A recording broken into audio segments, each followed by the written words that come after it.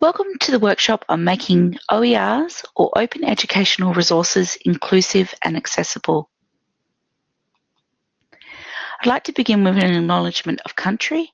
Charles Darwin University acknowledges and pays respect to elders past and present of the Larrakia people, where the main Darwin campus is located, along with our campuses on lands across Australia.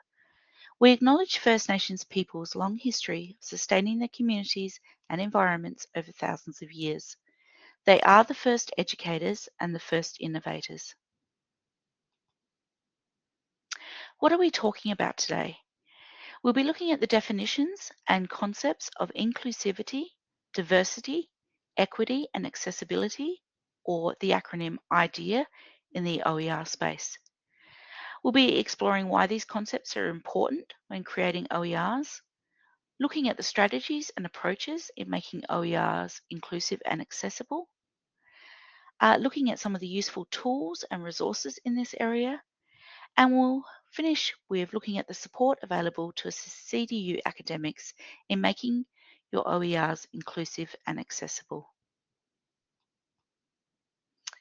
So inclusivity or inclusion refers to taking into account differences among individuals and groups when designing something. This could be policy, program, curriculum, building, shared space, to avoid creating barriers. Inclusion is about people with different identities feeling or being valued and welcomed within a given setting. And this is a concept that's explored here or given by the University of Southern Queensland in 2022. We also have a visual image that explores some of these concepts on the screen. Diversity being the presence of different people and perspectives. Equity, fair access, opportunity and support. And inclusion as a sense of belonging, voice and decision-making authority. And this particular visual image is from Pub 101 by the Open Education Network. Diversity is the presence in an organisation or community of a wide range of people with different backgrounds, abilities and attributes, which can include ethnicity, race, colour, religion, age, gender and sexual orientation. And this particular concept is explained here by the University of Southern Queensland in 2022. If you're interested in exploring the concepts of diversity, equity and inclusion and improving these in course materials, you might like to follow this link a little bit later on. It's a PDF document that's been produced by OpenStax in 2022. Equity. Firstly, we need to have a look at what equality is and what equity is, as they're two different concepts and they can be confused with one another. So equality generally means treating people the same way, to give everyone equal access to opportunities and benefits in society. And equity includes treating some people differently to take into consideration some people's particular needs and situations. So Bolger in 2020 actually talks about equity in more detail as a process that ensures everyone has access to the same opportunities. Equity appreciates that privileges and barriers exist and that as a result, we all don't start from the same place. Rather, each of us comes from a different background. So equity is an approach that starts with acknowledging this unequal starting place and makes efforts to address and change this imbalance.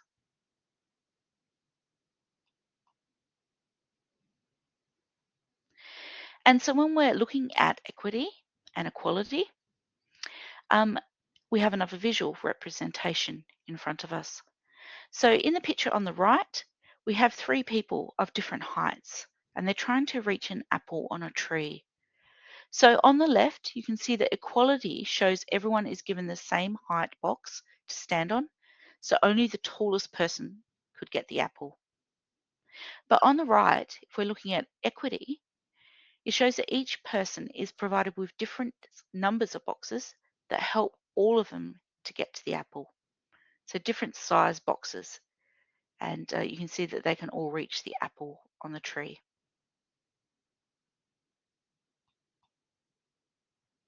And then the final letter in the acronym of IDEA is accessibility. So a key part of equity is accessibility. Accessibility is the concept and practice of designing websites, ebooks, textbooks, and other products in such a way that removes barriers so that people with disabilities can access the content. Content is designed in a way that more users can access with more ease. And that is explained here by the Open Education Network in 2025. So, as an overview, accessibility is about equity, it's about cultural practice, it's about people, it's about compliance, about usability, and it's about context.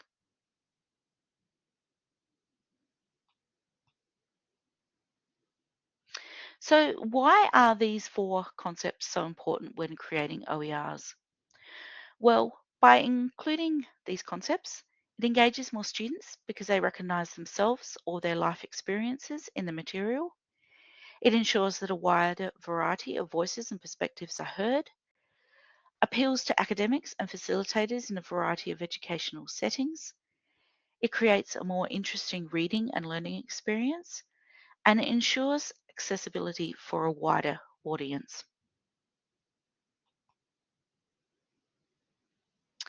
So there are a number of strategies to ensure that OERs are inclusive. Step one, we need to consider what type of writing is being created.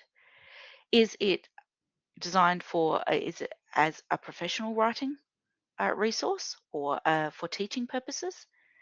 Is the language approachable? Vocabularies must be built up or glossaries if there are uncertain or unfamiliar terms that are being used or specific discipline terms. Are the scenarios relatable in terms of relevance versus application in your particular resource? Can the students relate to those particular scenarios?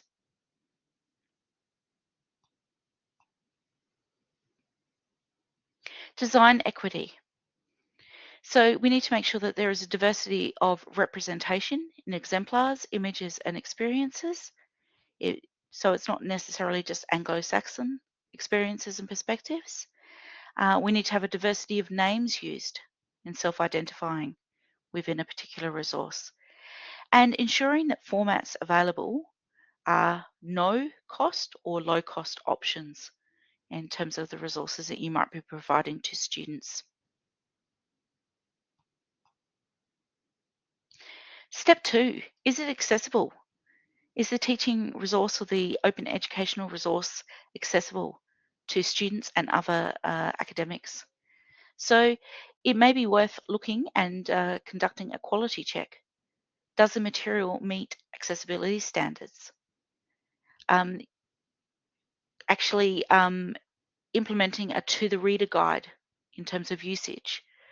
So that means actually including something within your open educational resource that actually talks to the reader about how to use the particular resource to make it accessible. And is there a connection between additional or ancillary materials in terms of your open educational resource, whether that's something you've created yourself or whether you've adopted or adapted a particular OER? Step three, very important, the content of your open educational resource. So DEIing the material. Is the subject coverage honest and inclusive? So does it address each topic fully within the subject matter without equivocation or indicates relevant and missing perspectives as areas of further study? And that is referred to as information equity. Does it show different perspectives and different sides of a particular issue, different ways of thinking and learning, rather than just presenting a biased opinion on a particular subject or topic? And continuing with the step three, thinking about the perspectives in the material and making sure that they're inclusive and relevant to the subject. So you including perspectives and or first person accounts of peoples and groups relevant to the subject matter. And once again, we're talking about information equity. And our language is inclusive and devoid of microaggressions. So when we're talking about microaggressions, it's talking about avoiding languages that demonstrate biases or stereotypes. Gender neutral language and person first language is recommended to be incorporated throughout the material as needed. So making sure that it can be accessed by a number of different people, not just one group in the population.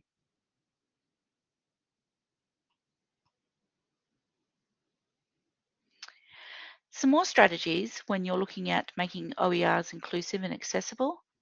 Acknowledge that your perspective may be limited. You may be an expert in your subject area, but you may have a certain perspective and there might be other perspectives that need to be considered. Look at how your social and cultural background is reflected in your content. Identify which perspectives are and aren't included in your content. Consider which authors you're citing and why. Could you be more inclusive? Could you be including or citing authors from a different minority groups or different cultural backgrounds? Think about how your textbook could be more diverse, for example, through pictures, names, or examples. And bridge the gap by inviting instructors or professionals in your field from different backgrounds to contribute to your open textbook.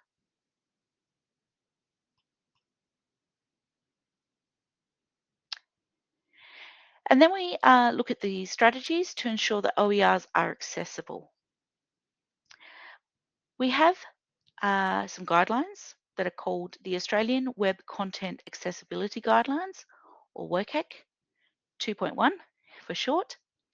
And these can help us meet accessibility standards in terms of our content when working with OERs. It involves providing text alternatives, providing text for images, providing captions for videos, and creating readable and understandable content.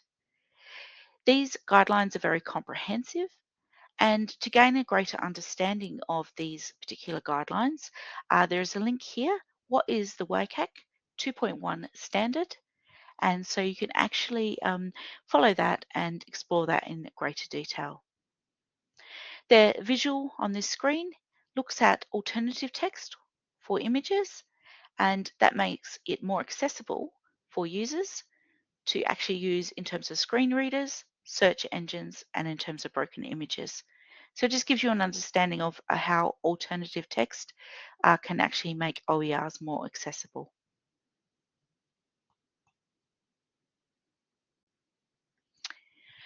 Also, it's important to consider formatting when we're looking at accessible OERs.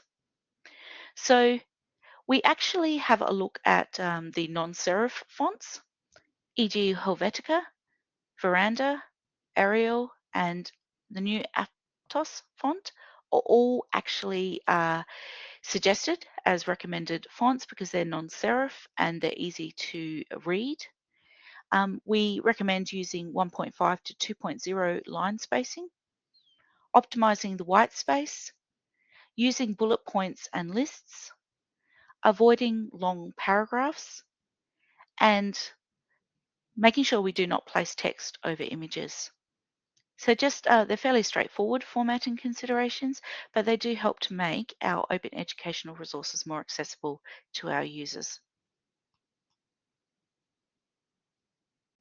Headings are also important to be considered.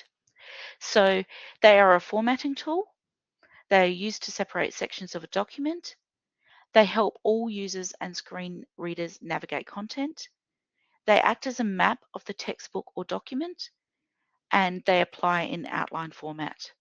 So headings are one of the things that we do actually say are very important in guiding users through open educational resources. And so we recommend that they're actually clear and that they're actually easy to understand.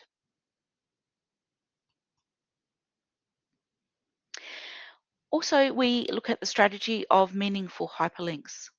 So hyperlinks, meaningful ones, tell the users where the link is going to take them. Let the link be the title of the content itself. Avoid pasting the full URL and avoid using click here as a link.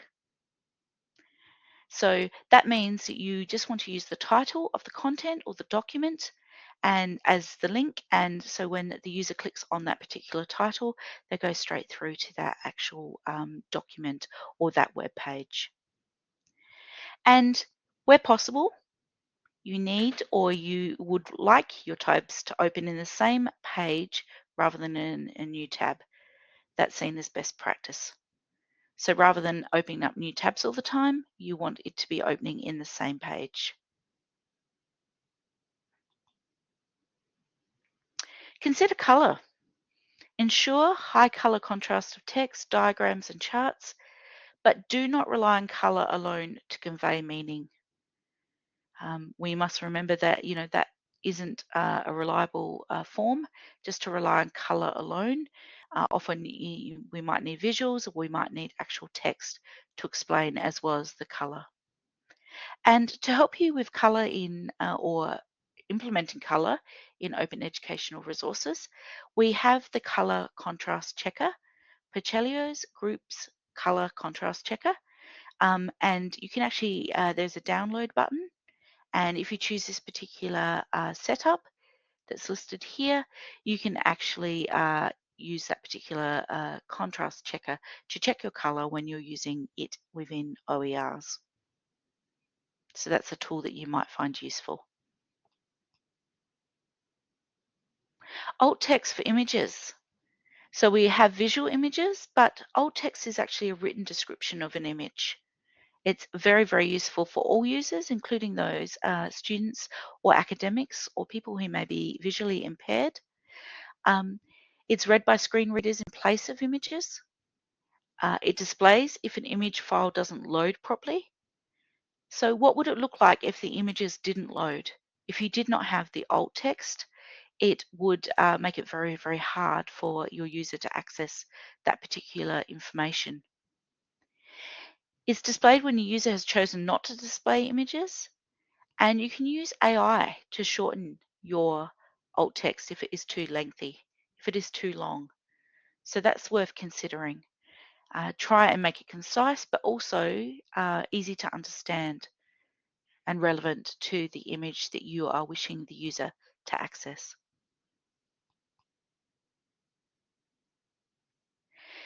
Still looking at alt text for images, consider the context. Is it purely decorative, your image? If so, mark as decorative. But if it provides context or information, please provide alt text. Be concise, usually 1 or 2 sentences. Don't repeat the information that is provided elsewhere. Be objective and factual. Don't interpret or analyze. We look at applying the same writing style and terminology when using alt text.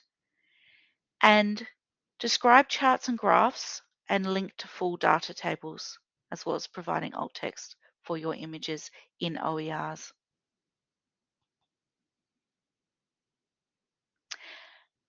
Then we move on to captions and transcripts. So captions appear within a video and transcripts are a separate document of the audio. So both captions and transcripts can actually benefit people with hearing and visual impairments or those who do not have access to audio, or they may have English as a second language, or there may be noisy or quiet environments that they're trying to work in. You can generate automatic captions using YouTube. So that's useful to remember when you want to implement captions in your open educational resources. Language considerations, making sure that OERs are accessible. Make sure that you use clear and concise language. Avoid or explain jargon. So if you have subject-specific terms or terminology, please make sure that you explain those. and that you spell out any acronyms that may be within your particular subject area, and avoid abbreviations wherever possible.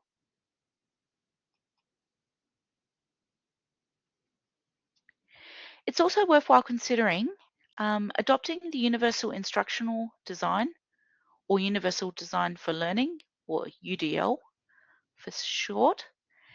So these principles encompass creating and designing course instruction, course materials and content to benefit people of all learning styles and to be usable by people with the widest possible range of abilities. And so it's also making sure that information is presented in various formats, allowing multiple means of representation, action, expression, and engagement. So worthwhile considering that overall when you're looking at accessible OERs.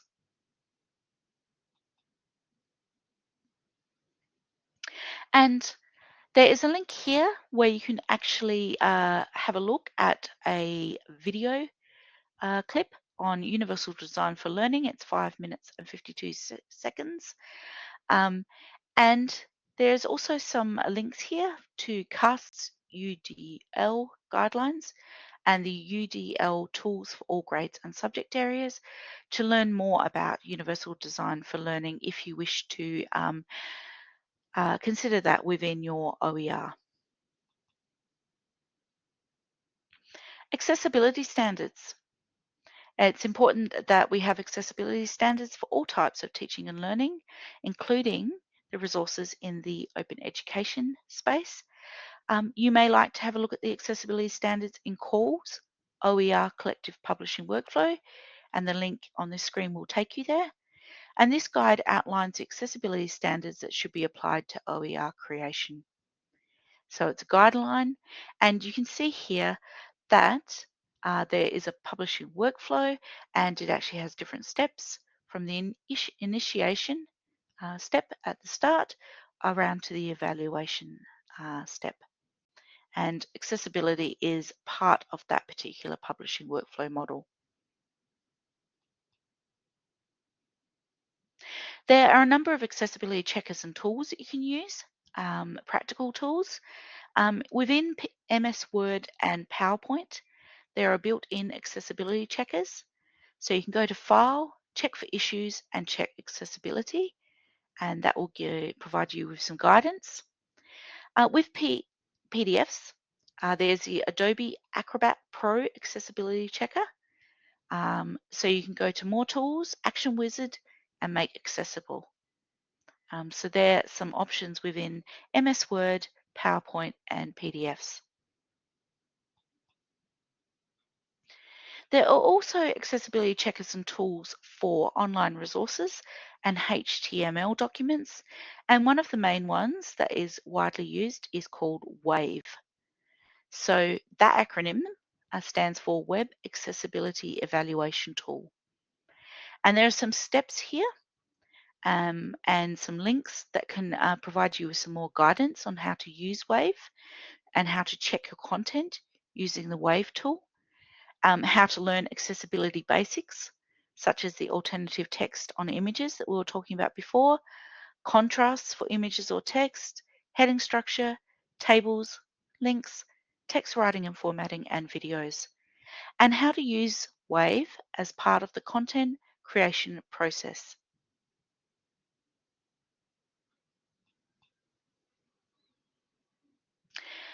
Once again, this screen provides you with a number of different links to different accessibility checkers or tools.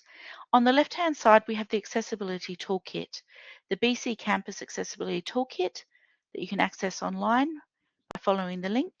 And we have the checklist for accessibility from that particular toolkit. On the right-hand side, we have the Flow Inclusive Learning Design Handbook, which is a free open educational resource, and that can help you personalize and create adaptable educational resources that look at a wide diversity of learning preferences and individual needs. And we also have Empowered OER, which is an online resource which creating inclusive open educational resources in Australia. So it's Australian based, which is fantastic.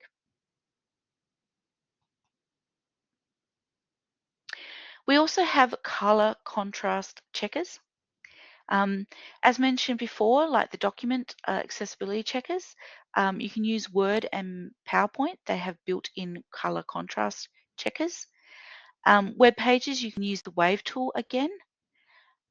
You can check any two colors, such as text and background, with WebAIM's color contrast checker, and I've provided a link here for you to access that.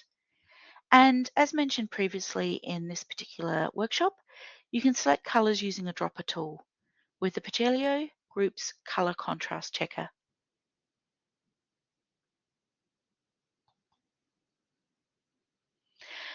Another useful general tool overall when looking at the inclusion, diversity, equity, and accessibility, incorporating that into your open educational resources, is the open educational resource titled Enhancing Inclusion, Diversity, Equity, and Accessibility IDEA in Open Educational Resources, OER, edited by Nikki Anderson.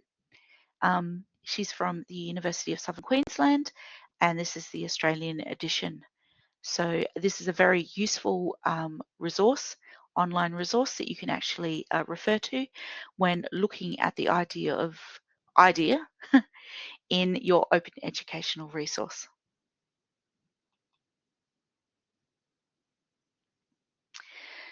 We also have two other documents that may be useful to you in this space. The first is the framework from OpenStax on improving representation and diversity in OER materials. So that is a PDF document. And there's also an editable copy of the framework for reviewing inclusion, diversity, equity, and accessibility in open educational resources. So you can go in and actually edit that to your own needs.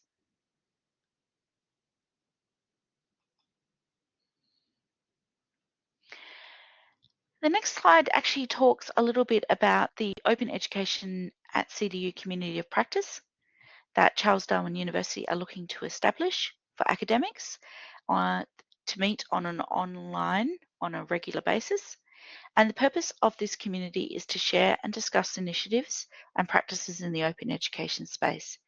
If you're interested in participating or being involved in this initiative, please either follow the link to fill in a quick survey or the actual QR code in the screen in front of you.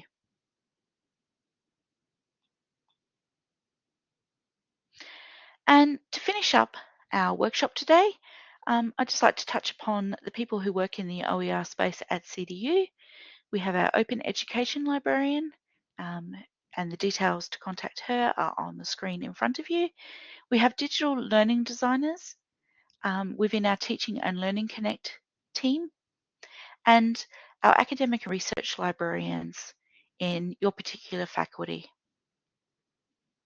So you can reach out to these people to assist you with your inclusion and accessibility requirements in your OERs.